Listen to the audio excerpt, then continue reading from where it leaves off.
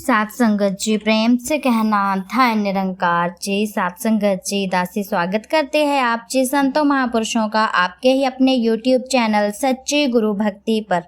तो सात संगत जी दासी आप जी के सामने आज फिर से एक नई प्रेरणादायक कहानी लेकर के आई है।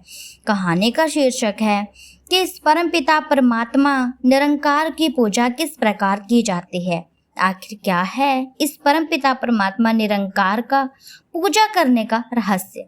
तो सात संगत जी आज इस कहानी में हम यही जानेंगे कि परमपिता परमात्मा की पूजा करने का रहस्य क्या है, किस प्रकार जो है संत महात्मा लोग जंगलों में जाकर के इस परमपिता परमात्मा की पूजा करते हैं जिससे कि वे वरदानी बन जाते हैं।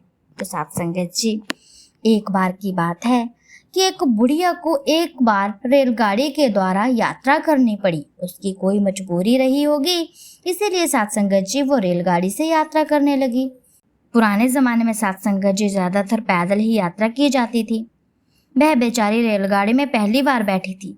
उसके पास कुछ सामान भी था जो उसने एक गठरी में बांध रखा था। रेलगाड़ी में चढ़कर वह एक सीट पर बैठ गई सात संगत जी, लेकिन उसने गठरी सिर पर ही उठाए रखी। आसपास बैठे लोगों को बुढ़िया की यह बात बहुत अजीब लगी। एक आदमी से रहा नहीं गया। उसने कह दिया सात संगत जी कि माँ जी, सीट के नीचे काफी खाली स्थान पड़ा हुआ है, आप अपनी गठरी को वहां रख सकती हैं और आप चिंता मत कीजिए, आपके सामान को कोई छेड़ेगा नहीं, ना ही कोई चोरी करके ले जाएगा, क्योंकि यहाँ सेफ्टी है। उस व्यक्ति की बात सुनकर बुढ़िया बोली, मुझे सामान छेड़े जाने की कोई चिंता नहीं है, ना ही कोई चोरी करने वाली कोई इसमें बात है, क्योंकि इस गठरी में मैंने सिर्फ अपनी 2-3 साड़ियां ही बांध रखी हैं, इससे ज्यादा और कुछ नहीं है। सात संगत जी व्यक्ति ने उसका पूर्वक उससे पूछा कि फिर आप अपना सामान सीट के नीचे क्यों नहीं रख देती? ऐसा क्या कारण है जिसे कि आप सिर पर ही उठाए रखी हो? क्योंकि मैं गाड़ी पर ही सारा बोझ नहीं डालना चाहती, गाड़ी पर पहले ही इतना सामान लदा हुआ है। मैंने सोचा कि कम से कम अपनी गठरी का बोझ तो मैं इस पर ना डालूं, उसे तो कम से कम स्वयं ही उठा लूं। ऐसा सात संगत जी बुढ़िया ने बोला। वह बोली बुढ़िया इस बात को समझ नहीं पा रही थी सात संगत जी कि गठरी सीट के नीचे हो या सिर के ऊपर हो, बोझा तो गाड़ी पर ही पड़ रहा है, क्योंकि बुढ़िया का अपना बोझा भी तो गाड़ी पर ही है, तो जो उसने सिर पर उठाया हुआ है वो भी फिर गाड़ी पर ही होगा। सात संगत जी ऐसा ही कुछ हाल हमारा भी हो गया है आजकल, ऐसी ही स्थिति हमारी सबकी हो गई है सात संगत जी। हम सब कहते हैं कि सब कुछ करने वाला परमात्मा है, हमको सब कुछ यही दे रहा है, सब कुछ उसकी इच्छा पर ही निर्भर है। सृष्टि की सारी उथल पुथल इस सर्वव्यापक परमात्मा में हो रही है, सुख दुख इसी के हाथ में है, लेकिन फिर भी हम सभी अपनी चिंताओं का बोझा अपने अपने सिरों पर लादे हुए हैं। यदि हम परमात्मा को समर्पित होकर के जी सकें और अपने जीवन को व्यर्थ कर सके सात संगत जी, व्यतीत कर सकें, तो इस व्यर्थ के बोझ से हम बच सकते हैं।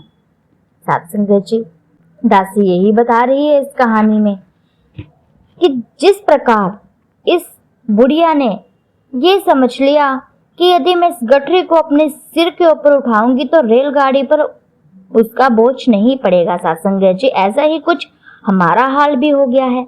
हम भी अपनी चिंताओं को अपने सिर के ऊपर लेकर के नाचते रहते हैं कि ऐसा होगा ऐसा होगा, लेकिन सात संगत जी ऐसा नहीं है। यदि हम परमपिता परमात्मा को जानते हैं, उसकी गुणगान करते हैं, तो सात संगत जी जाहिर वाली बात है कि हम अपनी चिंताओं को भी उसके हवाले कर दें और फ्री अपना जीवन व्यतीत करें, जिससे कि हमें चिंता करने की कोई जरूरत नहीं पड़ती। और जो काम हमारे बनने होंगे सात संगत जी वो परमात्मा तो बिन बोले ही बना देता है। सिर्फ एक विश्वास की जरूरत होती है, जो कि आजकल के युवाओं में है ही नहीं। विश्वास नाम की चीज हम लोगों में है ही नहीं। यदि हम एक बार भी इस परमपिता परमात्मा पर भरोसा कर लें कि यदि हमने अपनी परेशानियां इसके ऊपर डाली है तो ये कुछ ना कुछ हल तो जरूर निकालेगा, हमें चिंता करने की कोई जरूरत नहीं है। तो सात संगत जी हमारी सोच तो बदलेगी ही, साथ में ये समाज भी बदल जाएगा यदि सबकी ऐसी सोच बन जाएगी। लेकिन सात संगत जी नहीं, इस दुनिया में परमात्मा जरूर है सात संगत जी, और देखा भी है लेकिन सत्संग जिस पर विश्वास कोई नहीं करता, केवल और केवल विश्वास की ही तो सारी कथा है। यदि हम विश्वास नहीं करेंगे तो कुछ भी हासिल नहीं हो पाएगा, हम परमात्मा को भी हासिल नहीं कर पाएंगे और परमात्मा के दिए गया जो ज्ञान है उस पर भी हम नहीं चल पाएंगे।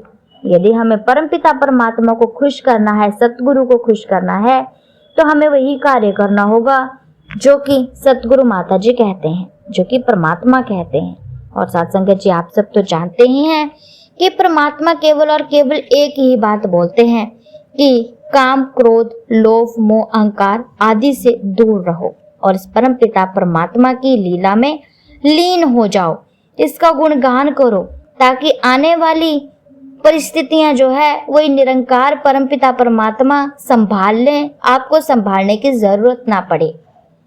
सत्संग जी यदि हम एक कदम सतगुरु की तरफ बढ़ाते हैं तो परमपिता परमात्मा 10 कदम हमारी ओर बढ़ाते हैं, क्योंकि उन्हें हमारी चिंता होती है। लेकिन सत्संग जी बात तो सारी विश्वास की है। यदि हम विश्वास ही नहीं करेंगे तो परमपिता परमात्मा का भी कोई कसूर नहीं, वो भी हमारी मदद नहीं कर पाएंगे। यदि हम उसकी भक्ति करेंगे, भक्ति के साथ उस पर विश्वास करेंगे, तो हमारे सभी बिगड़ते हुए काम बन जाएंगे सत्संग जी, और हमें दुनिया में किसी भी चीज़ की कमी नहीं रहेगी और न ही किसी प्रकार की टेंशन रहेगी। तो सत्संग जी दासी भी कहीं बोलने में ही ना रह जाए, दासी भी इन बातों को अमल में ला सके, अपने जीवन में धारण कर सके सत्संग जी। तो सत्संग जी दासी की कहानी आप जिन संतों महापुरुषों को अच्छी लगी हो तो वीडियो को लाइक कीजिएगा, कमेंट में धन निरंकार जी जरूर कीजिएगा।